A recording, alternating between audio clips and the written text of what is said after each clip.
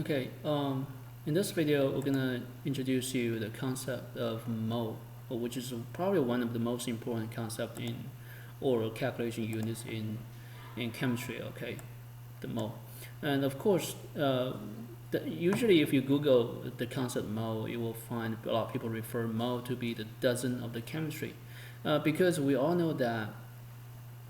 Uh, if you count in a fairly large number of things, usually you will use some, 1 kilo is 1,000, like such as 1 dozen is 12, right? You're counting by 10 dozens, that means there are 120 of something.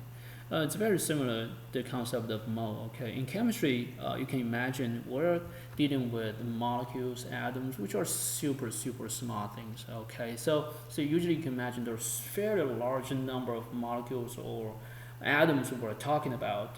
So instead of counting them one by one, we introduce this so-called Avogadro's number. And this is the Avogadro number. So basically it says 1 mole of anything is 6.022 times 10 to the 23rd units of that thing. So it's pretty much the same concept as 1 dozen of anything is 12 of that thing, except this is a much larger number. As you can imagine, if you write out all the zeros, it's going to look pretty crazy, okay? So we usually would use the scientific notation like this one, 6.022 times 10 to the 23rd. So one of the most obvious question is why this number, right? What's the significance of this number? Why does this make our job easier when we trying to physically measure out a certain amount of chemical substance in the lab? So the most significant part about the Avogadro number or about constant mole is this. Okay, so let's take a look at the period table. Excuse me. From at this point, I think we're pretty familiar with what we're looking at. Okay, the period table. We know there are a bunch of elements with symbols. Okay, and the top numbers are actually usually the so-called atomic numbers or so-called number of protons, which is most of the time are equals to the number of electrons. Okay, there are usually another number that we should also pay attention are those. I'm sorry, it's a little blurry. Okay, when we enlarge this, the mass number. Okay, see the mass number. All right, all of these mass numbers. Now let's use carbon as an example. Okay, typically when we look at the carbon, we would say, okay, it has 6 protons, atomic number 6, 12 mass numbers. Okay, remember that 12 mass number. It has the unit of AMU. Is that right? So let's use carbon as an example. Okay, carbon weighs each carbon atom. Okay, each carbon atom is 12 AMU weight. Okay, AMU stands for atomic mass unit. Okay, now by introducing the mole, okay, so each mole of carbon will weigh exactly 12.01 grams per mole. So basically, all of these mass numbers on the period table, they're numerically equal to the mass of 1 mole of that element. So by introducing the mole concept, okay, now all of a sudden, all of these mass numbers down here, okay, all of these mass numbers, they're not more than just the number of 1 atomic mass. They are representing 1 mole of each element. And the good thing is, this is in the unit of gram. Okay, gram. Now, if you have something, you know how many grams of it, then you can certainly weigh it out in the lab. That makes it a lot easier for us to handle chemicals such as elements and molecules, okay, or compounds. So when the most significant usage or advantage we're going to take from mole is actually from now on, when you have a period table, you know what we so-called molar mass. So their molar mass is numerically equal to the atomic mass, except molar mass means how many grams, I'm using X, per 1 mole, or gram/mole. Okay, so basically, in other words, you can say, all right, every 6.0, again using carbon as example, okay, 6.022 times 23rd carbon atoms equals to 1 mole carbon, which also equals to, for average of the isotopes, okay, 12.01 grams carbon. So now here's, you can see we're using the mole concept as an intermediate. We're connecting something that's in the micro world, only counting number of atoms, with something that we can physically measure out in lab, number of grams. So you can see mole is really a very, very useful connection between something that's tiny, super, super tiny, to something that we can measure out. And because of this, okay, we can do certain type of calculations using the Avogadro number and the molar mass. All right, so let's take a look at a few examples of calculations, okay.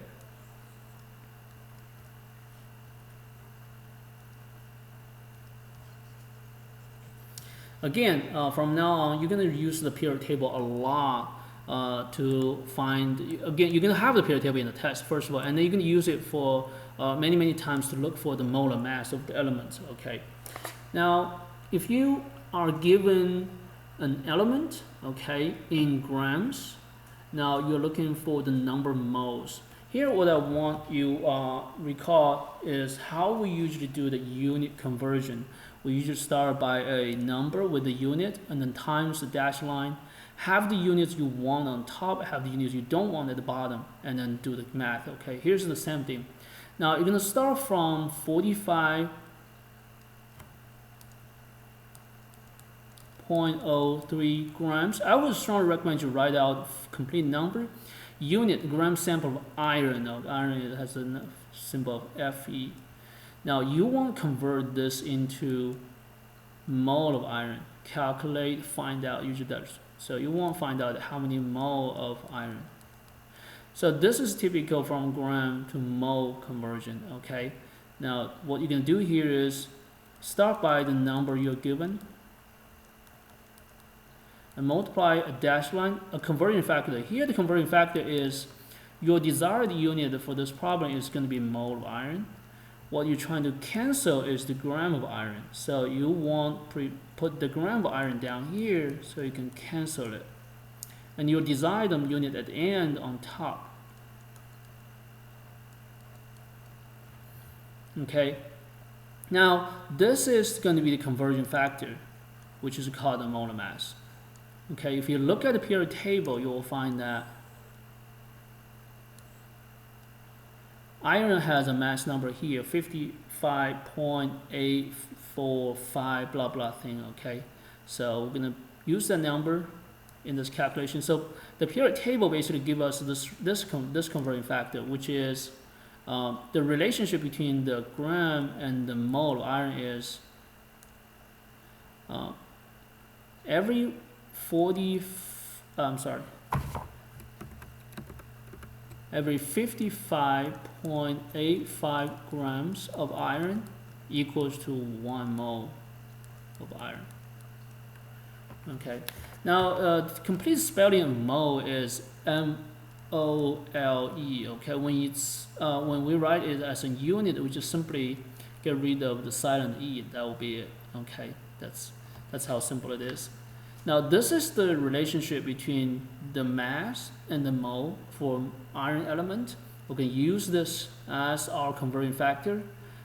Make sure you follow by the number following the units where they are. Every 1 mole of iron weighs 55.85 grams. So technically, you're taking 45 divided by 55.85. Okay, I'm sorry, this is 45.03. Now, there are two things about the molar mass. This is the molar mass.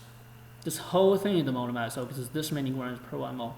So for molar mass, okay, remember two things.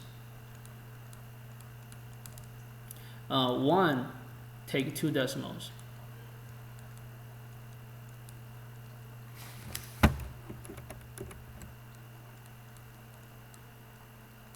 Now, most of the time when you look at the periodic table, either you bought it from bookstore or you Google it online, okay? Most of these mass numbers, they're going to be pretty long, okay? Look at most of these 2 or 3 or possibly even 4 decimals. But that's okay, okay? You can round them down to 2 decimals, like what I'm doing here with the iron mass. The other thing is molar mass. Either the number or per 1 mole, there are exact numbers. By saying exact numbers, I don't mean they're a whole number, okay? I mean, you don't have to count 6 figures of them. Okay, so keep these two things in your mind, okay? Now, since you don't have to count 6 figures in for 55.85 in this problem, so you do have to look at the 6 figures of 45.03, which has 4 6 figures. So your answer should be kept in the format of with 4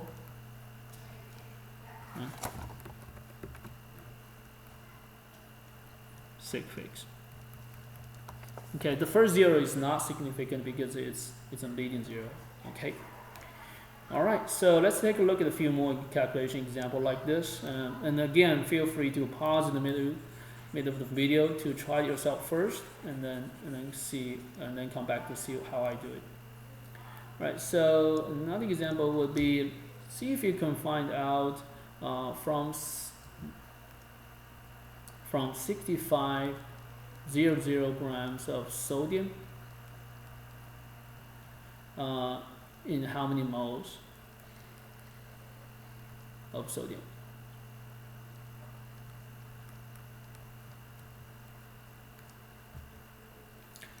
Okay, so first of all, you have to know sodium has a symbol of Na. Okay, so 1 mole of Na, by looking up the periodic table, you should know that this is grams to mole conversion. So 1 mole of Na is actually, some periodic table gives different numbers. I would use 23.00 grams sodium. So this is the relation between mole and gram sodium. And this, again, when we talk about molar mass, okay, this whole thing is the molar mass, not just a gram number, okay? This whole thing is the molar mass. Now, start from 65.00 grams Na. As you can see, I always write out numbers followed by the unit and the symbol of the chemical. In the future, the formula of the chemicals as well, okay? We'll always use multiplication. We never really worry about the division or multiplication. Okay, we'll always multiply a dash line, and then make sure I have the gram sodium at the bottom. That's why I won't keep the units in the work. Okay, and I want the mole of sodium on top. So the relationship here is 1 mole, 23.0 grams. So you divide 65 over 23, you'll get 2.827 mole of Na. You can ignore the significant figures of the molar mass, but you need to count the first number. 2 zeros are significant because they are trading zeros with a decimal point, only with a decimal point. Okay, so you keep 4 sig figs. All right, next one is, let's see if we can convert 0.500 mole of barium, Ba, into how many grams of Ba. So this is the opposite from the early example, okay?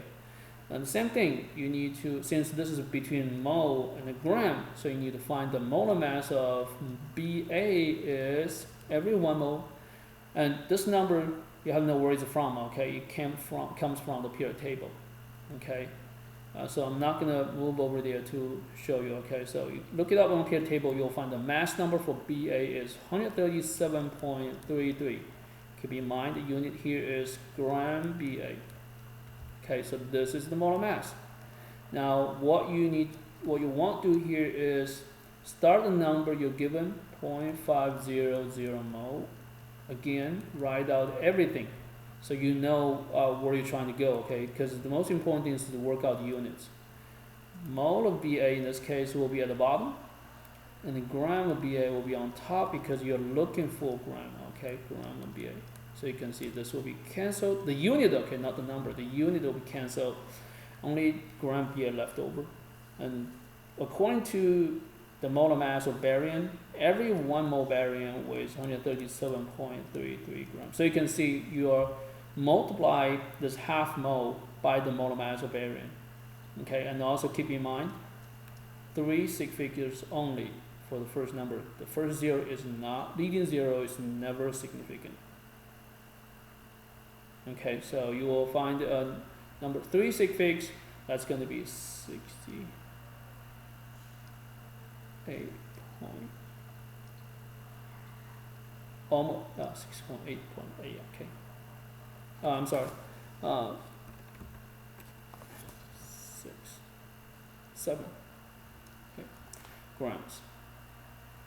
All right. So let's look at